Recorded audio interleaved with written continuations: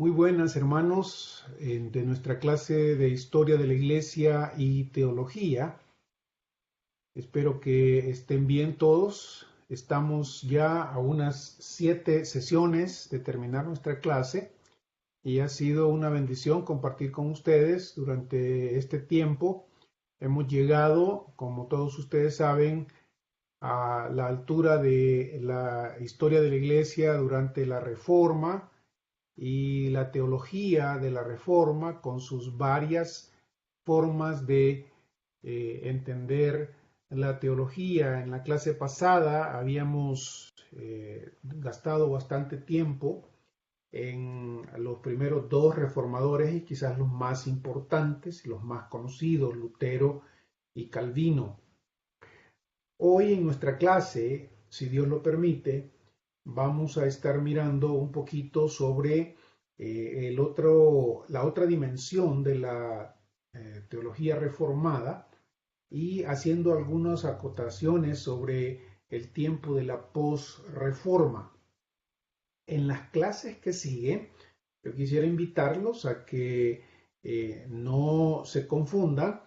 Yo voy a tratar de hacer un resumen durante estas 7 sesiones que tenemos. Y algunos de mis resúmenes no necesariamente van de la mano con cada uno de los temas que aparecen aquí. La razón de esto es que existen movimientos que son mucho más importantes y relevantes para la teología histórica que otros. Y a esos movimientos más relevantes es a los que quiero darle más importancia. Por ejemplo, ustedes notarán en su calendario que solo tenemos una semana para el siglo XX, lo cual es demasiado poco. Sinceramente, esta es una materia que había sido elaborada por otro profesor en el calendario y al estarla estudiando me di cuenta de ese detalle interesante. Hay muy poco también de eh, el desarrollo de la teología en el siglo XVII, XVIII y XIX. Entonces yo voy a tomar prácticamente estas 7 semanas que nos quedan para hablarles del proceso, las líneas gruesas del desarrollo teológico después de la Reforma, mencionar algunos grandes aportes durante la Reforma, mencionar algo sobre la Reforma católica y luego señalar algunos de los grandes nombres y obras que se van desarrollando en la medida que avanza la teología y la historia durante el siglo XVIII, XIX y XX. Por eso mismo, quizás cuando lleguemos al siglo XX vamos a detenernos un poco más de lo que en el calendario de ustedes aparece. De todas maneras, no debe confundirles esto, porque ustedes son responsables de seguir sus lecturas de acuerdo al calendario. Nuestras sesiones, las sesiones de clase en vivo aquí, van a ser sesiones que van a traslaparse con algunos de estos temas y van a extenderse en algunos de los otros. Así es que con eso en mente, quiero recordarles en dónde nos habíamos quedado. Habíamos hablado de Lutero y de Calvino como grandes reformadores. El primero, un reformador de primera generación, diríamos. Lutero es mayor que Calvino. Calvino pertenece a la segunda generación. Recuerden ustedes que habíamos dicho también que antes de Lutero había habido 2 o 3 personajes significativos, importantes para la reforma, y que la reforma no es un aerolito que cayó en 1517, ¿no? En Wittenberg otra vez. No, fue un proceso largo, un proceso complicado, plural, de muchas voces y que obviamente ese proceso enfatiza o recalca ciertos personajes que fueron más destacados que otros, pero no fueron únicos. Juan Hughes, Wycliffe y por supuesto algunos de los anabautistas, llamados más tarde anabautistas, están dentro de ese proceso complicado.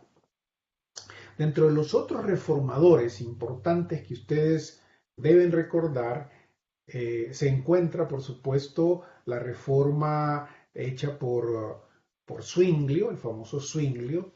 De hecho, en Suiza, de hecho, muchos han dicho que la teología de Zwinglio se parece más a la teología evangélica contemporánea que varios de los otros reformadores, como Lutero o como Calvino.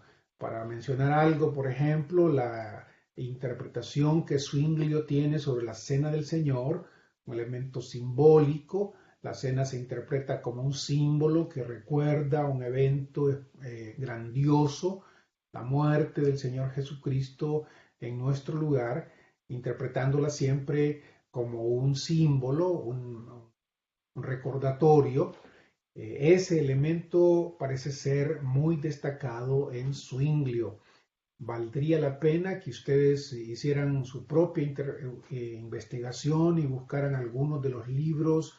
Hay por lo menos 1 o 2 libros de Zwinglio que están disponibles en el internet y vale la pena echarles una leidita porque aun cuando comparten todos los elementos básicos de la Reforma Protestante, la salvación por fe, la gracia de Dios, estos elementos que mencionamos en la clase pasada, Zwinglio es un hombre que es en cierta manera más moderado. El otro fragmento o rama de la Reforma Protestante surge en Inglaterra.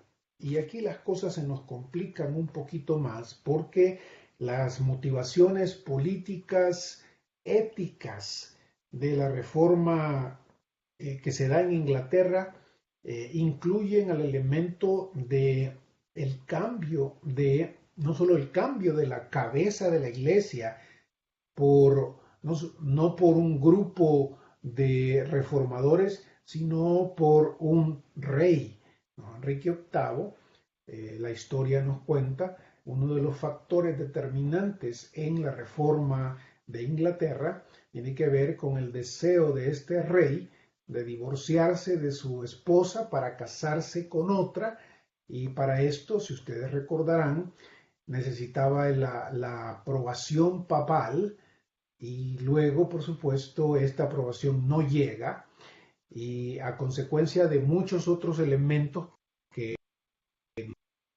no tenemos, elementos contextuales del propio tiempo, la política del imperio, se va a llegar al punto en el que la Iglesia de Inglaterra se separa y va a reconocer ahora no al Papa como cabeza de la Iglesia, sino al Rey como cabeza de la Iglesia. Eso está conectado con lo que más adelante está también relacionado con la Biblia King James. ¿Por qué se dedica una Biblia a un rey, por ejemplo? Porque en Inglaterra se va a tener no al Papa como cabeza de la Iglesia, sino al Rey como cabeza de la Iglesia.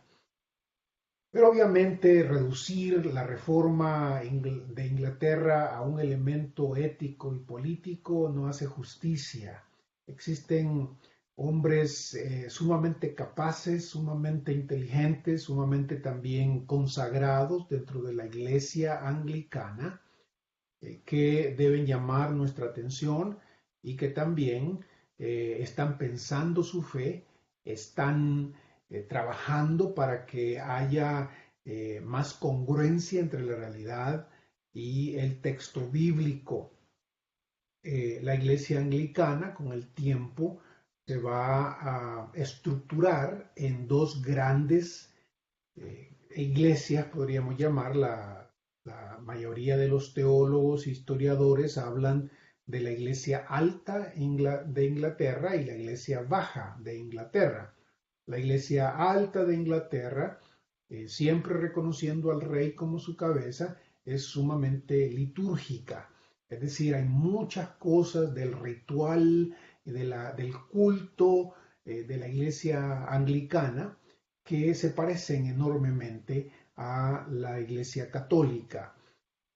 Para muchos, mirándolo desde afuera, pareciera que no ha cambiado gran cosa, excepto el elemento de que, políticamente hablando, no se sujeta a la autoridad del Papa, sino a la autoridad del rey o de la reina, en el caso presente.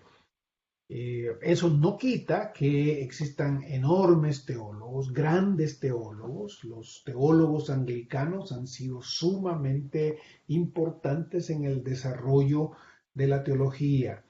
Los famosos 90 artículos de la teología anglicana es algo que ustedes deberían por lo menos darles una revisadita, los elementos fundamentales de la fe anglicana, que vale la pena recordar. Pero la iglesia anglicana también está constituida por esta iglesia llamada iglesia baja, ¿no? En donde se va formando una especie de movimiento un poco más plural, menos centralizado, en donde hay personajes que entienden la fe ya no tanto en ese sentido litúrgico, en ese sentido eh, eh, muy católico romano, diríamos. Es dentro de este círculo donde más tarde se van a ir criando cierto tipo de movimientos de renovación, podríamos llamarlos hoy, de movimientos espirituales, en donde aparecen los famosos, por ejemplo, hermanos libres más adelante y los hermanos de Plymouth. Por cierto, cuando lleguemos a los movimientos más importantes de finales del siglo XIX y del siglo XX, tendremos que hablar de la escuela dispensacional, en donde muchos aceptan que tiene sus raíces en algunos de estos movimientos de los hermanos de Plymouth, el movimiento de Darby, el fundador del dispensacionalismo contemporáneo, y no por eso se niega que haya algunos elementos de dispensacionalismo antes de Darby, pero es en este contexto en donde nacen este movimiento y que poco a poco se va a ir distinguiendo más y más de la Iglesia Alta de Inglaterra en virtud de su querer desasociarse de la influencia o el control estatal. Esto nos sirve para entrelazar el siguiente grupo importante de la Reforma, tiene que ver con los anabautistas. Los anabautistas, como ustedes habrán leído, es el nombre que se le da a este tipo de grupos, son muchos grupos y no todos compartiendo todo completamente igual. Hay extremos dentro de los anabautistas, pero sí comparten algunas cosas en particular que ahora mencionamos. El nombre anabautista, en primer lugar, fue dado como una especie de ofensa, en primer lugar, era una descripción peyorativa para este grupo de individuos o de grupos creyentes, cristianos, que insistía en la necesidad de bautizarse otra vez. Y de ahí el nombre anabautista, un rebautizarse en este sentido. Como he mencionado, hay grupos extremos y hay grupos moderados. Hay grupos que se concentran y enfatizan el pacifismo, por ejemplo, como el caso de Menno Simons, que es famoso por su pacifismo y su trabajo por ese asunto, en el abandono de la violencia totalmente.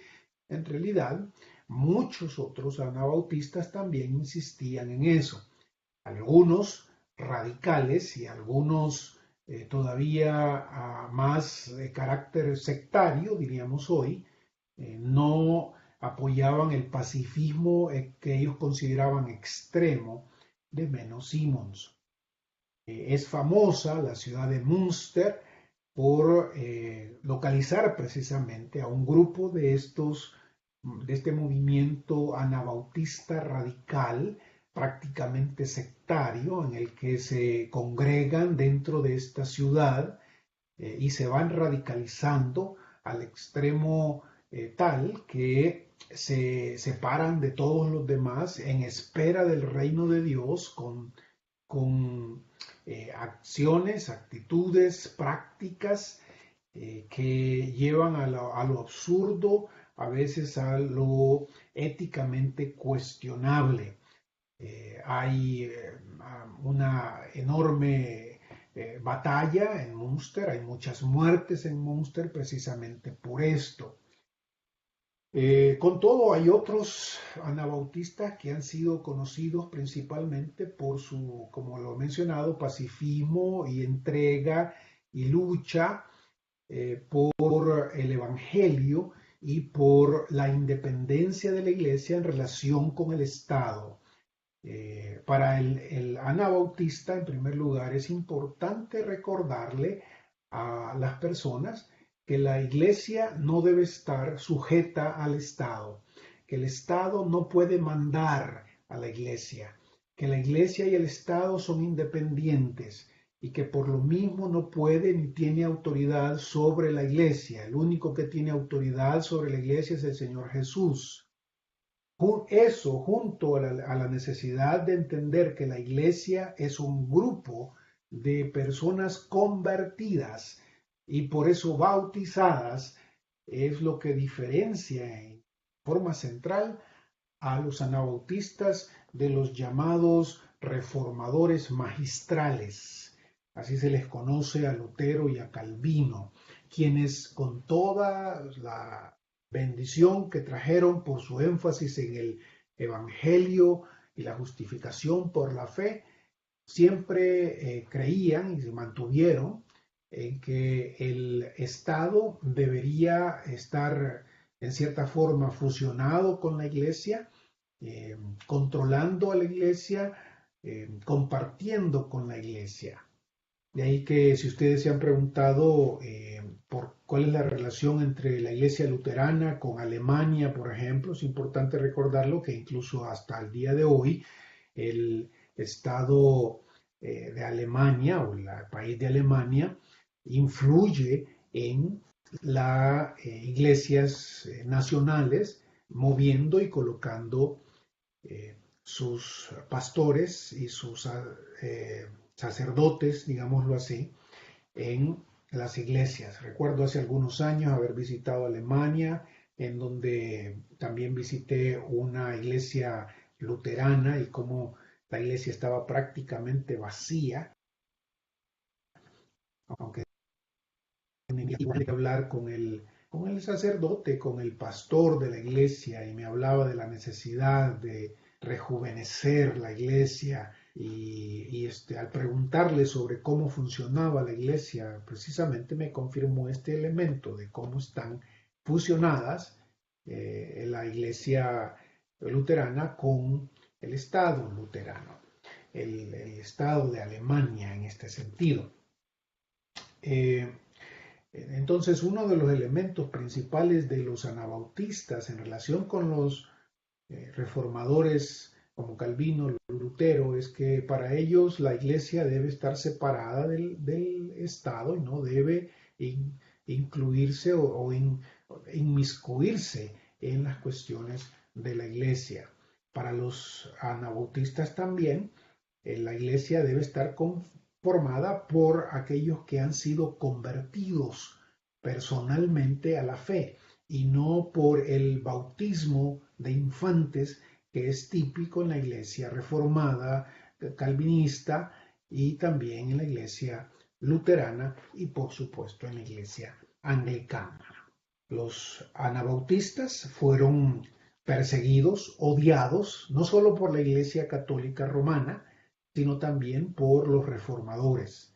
Se les perseguía y se les mataba. Se les mató a muchos y no solo la iglesia, otra vez insisto, no solo la iglesia romana lo hizo, también hubo persecución de parte de los reformadores magistrales. Leer a Lutero, por ejemplo, es interesante cuando nos describe a los que él denomina los fanáticos.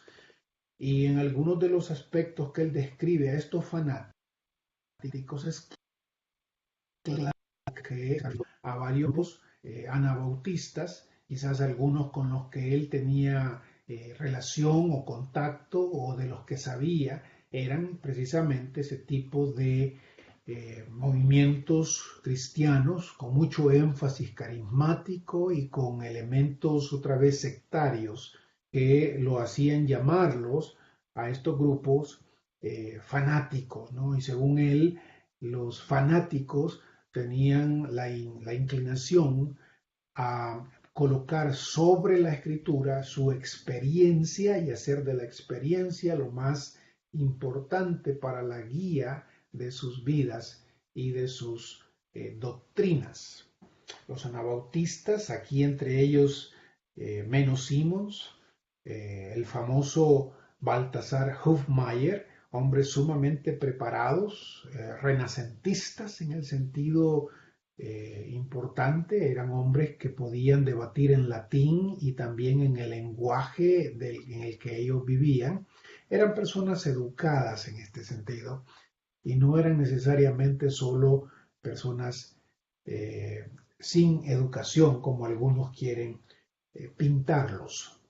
Estos anabautistas, según muchos, son los antepasados, y esto es algo que se presta a debate aún hoy en día. Los anabautistas, obviamente, por esos dos criterios que acabo de mencionar, tienen mucha familiaridad con los bautistas contemporáneos.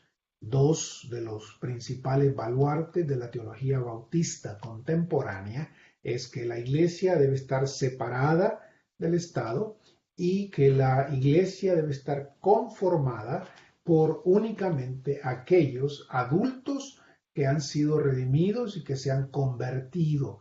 Solo la iglesia recibe dentro de ella como parte de su iglesia, como parte de la iglesia, a los que han sido convertidos y por eso han sido bautizados. Obviamente ustedes podrán darse cuenta que yo estoy simplemente dando líneas gruesas del movimiento. Hay muchos nombres, muchas fechas, muchas obras producidas, pero a mí me parece que usted y yo deberíamos en primer lugar aprender a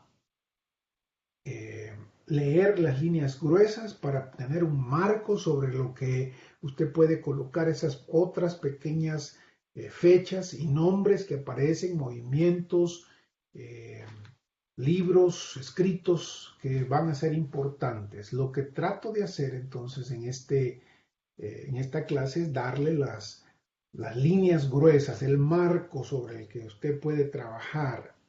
Estamos hablando de la pluralidad de ramas de la Reforma. Mencioné ya el área anglicana y ahora los anabautistas. Dije que los anabautistas no eran un movimiento monolítico. Dije que dentro de los anabautistas había varios grupos, algunos sumamente extremos, algunos elementos también del anabautista. Mencioné el hecho de que se oponían a la unión entre la iglesia y el Estado y creían que la iglesia debería conformarse por convertidos bautizados. Otro elemento central dentro de los anabautistas era su escatología. Muchos de estos anabautistas, a diferencia de los reformadores magistrales, eran anabautistas, eran lo que hoy conoceríamos como premilenaristas, es decir, creían en la venida de un reino literal en el futuro, mientras que tanto el luteranismo como el calvinismo y el anglicanismo frecuentemente se identifican más con ya sea el amilenarismo o el postmilenarismo. Aunque obviamente hay que evaluar cada caso en particular. Ya mencioné que en la iglesia de anglicana, la iglesia baja, esta iglesia baja es la que va a influir mucho en ciertos movimientos de los hermanos libres, los hermanos de Plymouth, y que van a convertirse luego en movimientos que dejan la iglesia jerárquica, la iglesia alta, digamos, como tal. Muy bien.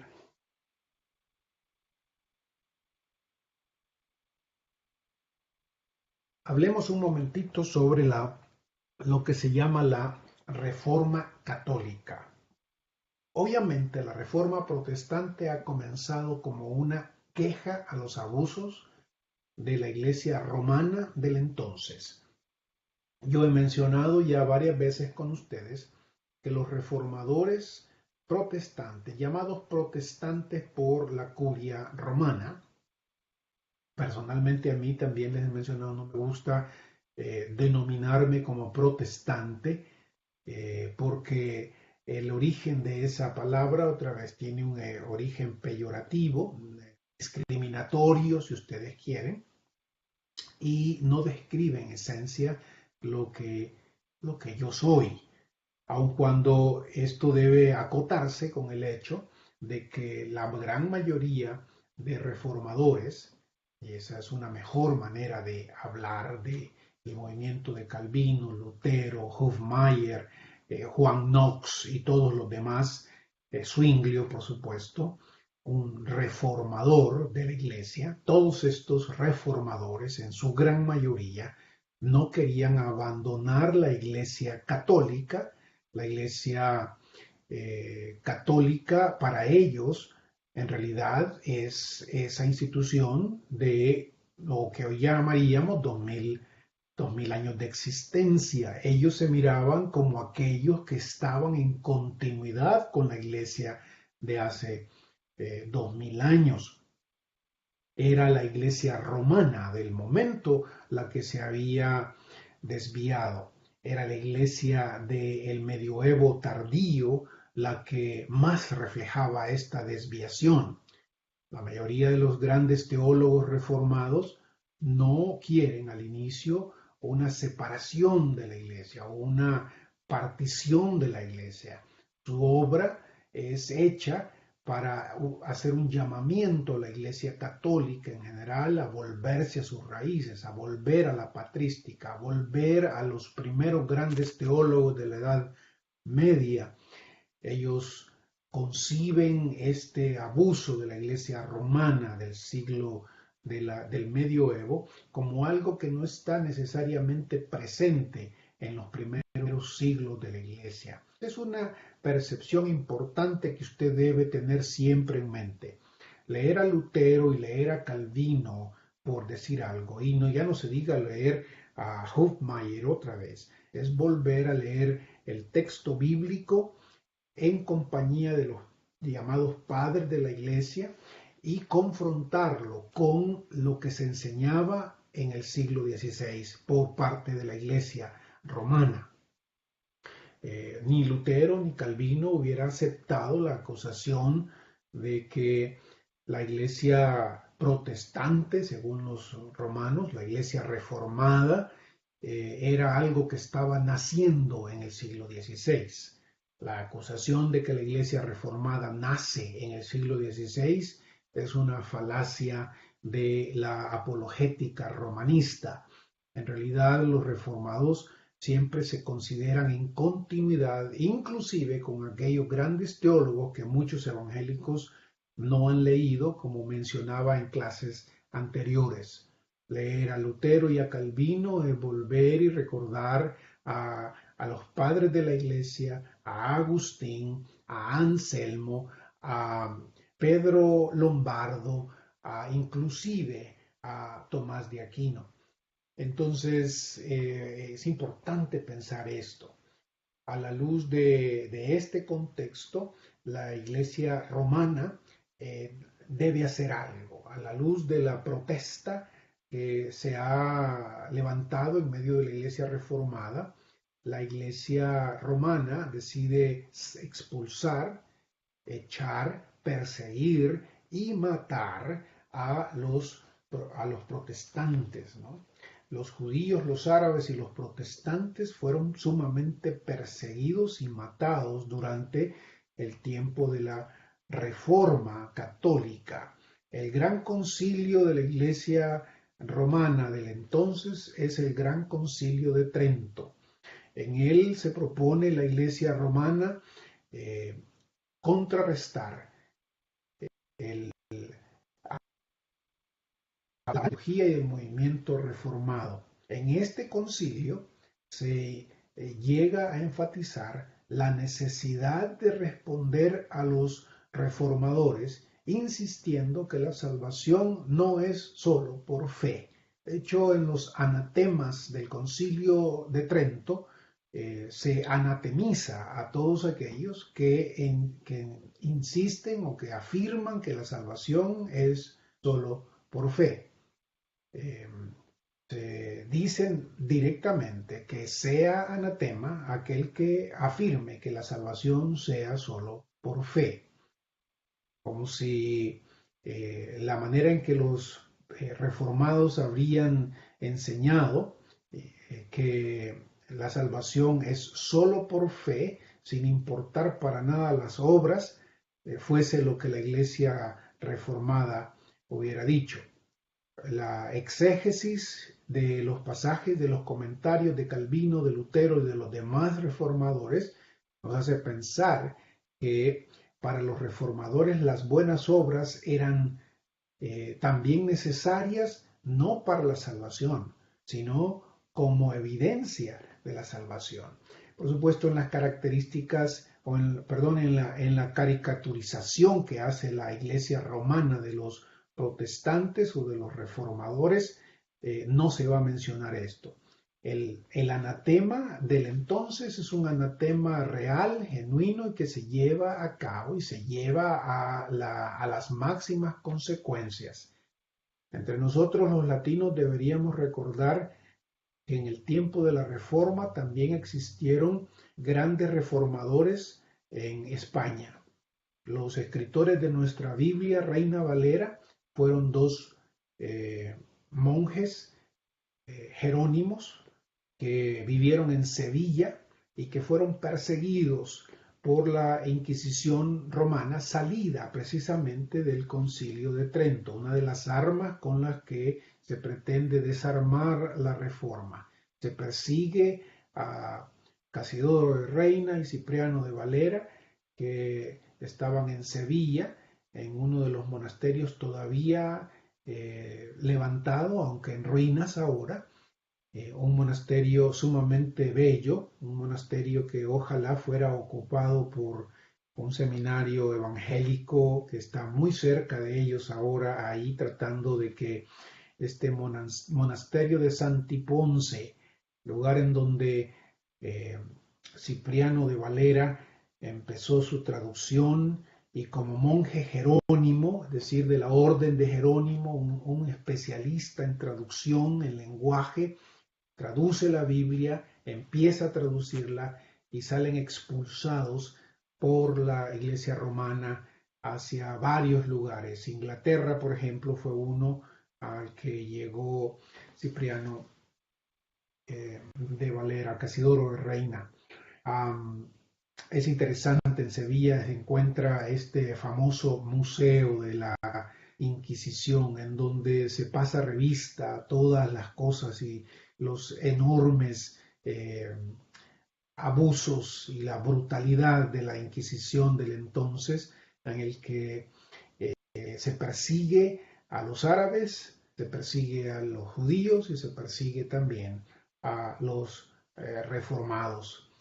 Y me sorprendió al estar hace algunos años en Sevilla y mirar y entrar a este museo, como en una larga lista de los nombres que fueron perseguidos por la Iglesia romana y su Inquisición, el nombre de Cipriano de Valera, Casidoro de Reina, ahí en esas. Algunos de nosotros no sabemos nada de nuestra Reina Valera, la versión Reina Valera, por ejemplo, y solo ese dato debería hacernos apreciarla un poco más. Con esto en mente, entonces, estamos describiendo algunas de las cosas que la Iglesia Católica Romana hace. En el Concilio de Trento se insiste en que la salvación no es solo por fe, que también es por obras, ¿no es cierto? Que las obras tienen una función dentro de la salvación. Y a diferencia de los reformadores que habían insistido y seguimos insistiendo en que la salvación es por pura gracia, es a través de la fe y que esa fe, propiamente hablando, genuina fe, puesta en la obra de la gracia de Dios, cuando se hace genuinamente, produce obras. Las obras nunca producirán fe, pero la verdadera fe siempre producirá obras. Ese es el caso y el argumento de Santiago. Para la teología romanista, el hecho de que se privilegie solo a Pablo, por ejemplo, en sus epístolas como Gálatas y Efesios, en donde insiste el apóstol que la salvación es por gracia, por medio de la fe, para que nadie se jacte, y según la curia romana, descuidando lo que Santiago, el apóstol, dice también sobre la fe más obras, ignora, y los reformadores responden una y otra vez a esto, al orden salvífico aquí, un orden que es importante. La fe produce obras, la verdadera fe produce obras, pero las obras nunca producirán fe y las obras nunca producirán salvación. La fe sí nos salva, la fe que se pone en la palabra de Dios, por el cual se apropia lo que Dios nos ofrece de gratis. El Concilio de Trento también es famoso porque en él van a aparecer algunas de las órdenes católicas que van a ser de mucha influencia en el mundo contemporáneo. Es a partir de Trento y su tiempo en donde los jesuitas en especial van a nacer y desarrollarse. Esta orden de los jesuitas también es parte de la Contrarreforma, una orden especialmente diseñada por concilio y alrededor del concilio para formar hombres con educación, hombres misioneros, y frecuentemente nos damos cuenta de que ese es el caso, hombres comprometidos con sus convicciones. Alguna vez tenemos que detenernos un poco más en la historia de los jesuitas y su fundador, y cómo Ignacio de Loyola funda a los jesuitas, y la visión de este hombre en una mezcla de espiritualidad y militaridad están ahí, como su vida, su ejemplo y sus escritos. De hecho, los famosos ejercicios ignacianos son sumamente famosos en la Iglesia Católica y especialmente dentro de los jesuitas para el desarrollo espiritual, según ellos. Los jesuitas en Latinoamérica han sido importantes para la colonia, para la independencia, para el desarrollo de la teología en el siglo XX, para la teología de la liberación, y a muchos de los grandes teólogos de la liberación han sido jesuitas, hombres sumamente educados, y por supuesto no solo en Latinoamérica, sino a través de todo el mundo.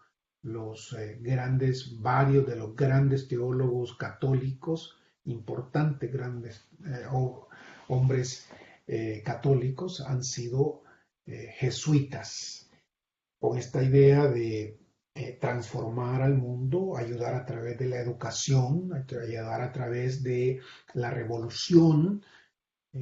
A nadie se nos escapa que en Latinoamérica han estado presentes frecuentemente en las revoluciones, en los alzamientos de muchas de nuestros países. El Concilio de Trento entonces va a seguir creciendo a través de estas obras, órdenes, y antes de terminar la clase de hoy quisiera mencionar un poco sobre lo que sucede después de la Reforma propiamente, después de este movimiento enorme, este hervidero, diríamos, de grandes personajes, hombres consagrados, hombres mártires, muchos de ellos sufrieron el martirio, anabautistas y también reformados, hombres en el exilio, Calvino, perseguidos, Lutero, muertos, ahogados los anabautistas. La esposa, por ejemplo, de Hubmaier fue ahogada, mientras que a Hubmaier se le quemó, propiamente hablando. Después de estos grandes hombres, primera generación y segunda generación de los reformadores y sus grandes obras, sus grandes aportaciones, va a empezar todo un proceso en el que se va a empezar, por un lado, a desarrollar su teología y por otro lado, a dejar ese vibrante momento en el que no había suficiente tiempo para sistematizar todo lo que se debía sistematizar sobre la teología evangélica reformada, diríamos. Quizás el caso más famoso aquí es el caso de Lutero. Recuerdan ustedes que Lutero, con todo de ser un gran teólogo, con una percepción increíble de algunos temas que incluso hoy subsisten en varios teólogos de renombre, con todo, Lutero no fue un teólogo sistemático, más pareciera ser un biblista, un traductor, un comentarista y un escritor pastoral contextual, ¿no?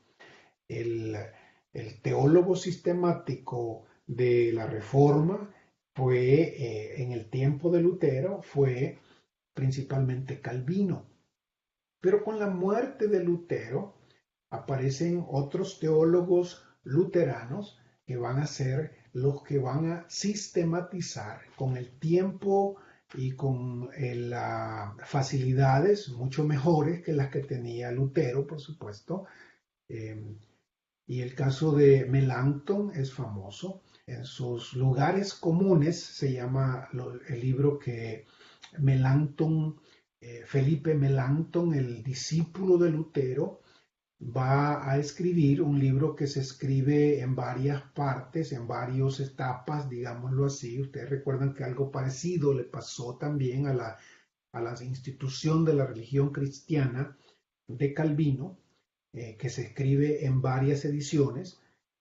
Lugares comunes de Felipe Melanchthon se escribe por lo menos en 2 o 3 etapas o ediciones, digámoslo así, y la última de estas ediciones es una edición en donde ya se mira cuajado el pensamiento sistemático luterano, mientras que en la primera edición de los lugares comunes, y se llaman lugares comunes porque lugares es la palabra en latín que se ha traducido, de la que se ha traducido lugares, es el área, los, digamos, temas principales de la teología luterana, lugares comunes, los que apropiamos y confesamos como las doctrinas centrales, diríamos.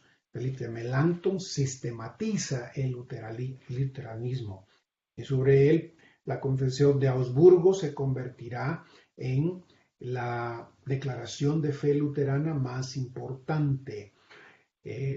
Junto con este desarrollo, diríamos, que sufre también la reforma calvinista, este elemento del fervor inicial, la pasión inicial, también va decreciendo y se va entrando en un periodo que más adelante se va a conocer como un periodo del escolasticismo reformado, en donde aparecen figuras importantes ya sistematizando las doctrinas de la Reforma, encontrando hilos centrales dentro del pensamiento de sus maestros, de Calvino. Van a resultar también con ciertos cambios de énfasis. Esto es importante, por ejemplo, en el caso de Calvino, Usted revisa la institución de la religión cristiana, se dará cuenta que para Calvino la predestinación, por ejemplo, no aparece en los primeros capítulos de su institución. Va a aparecer, sí, pero dentro de la obra. Mientras que teólogos, discípulos de este proceso de escolastización reformada van a mover esa doctrina y ponerla al inicio de sus obras dogmáticas. Va a haber entonces este asunto, surge en ese proceso la llamada teología federal, teología del pacto, de la que muchos dispensacionalistas han sabido y que frecuentemente nosotros en Latinoamérica los hemos sabido a través de los debates con los maestros dispensacionalistas de los que hemos leído. La reforma calvinista va a llegar a su cúspide con la famosa Declaración de Westminster, sinceramente un documento que todos nosotros deberíamos leer, a pesar de alguna que otra diferencia que podamos tener en cuanto a los detalles que hemos mencionado, ¿no? Pero como obra teológica, la Declaración de Westminster, la Confesión de Fe de Westminster, es uno de los tratados teológicos históricos que todo creyente informado debería leer, conocer y estudiar. Vale la pena hacerlo, aun cuando no necesariamente estemos de acuerdo con todos sus detalles. Me voy a quedar ahí, hermanos, casi tenemos una hora de plática o de diálogo, o quizás de monólogo en este caso, pero esperaría que ustedes, junto con las lecturas que están haciendo, comparen nuestra plática y vayan formando entonces el marco de referencia necesario para que se vayan haciendo la idea mayor del crecimiento de la iglesia y de la teología en este tiempo. Oro porque el Señor ocupe nuestra charla, nuestra presentación, para el engrandecimiento de su obra y bendición de su pueblo. Permite el Señor Jesús bendecirlos, hermanos, y ayudarlos a comprometerse aún más en la proclamación del Evangelio. Que el Señor les bendiga, hermanos queridos. Nos vemos.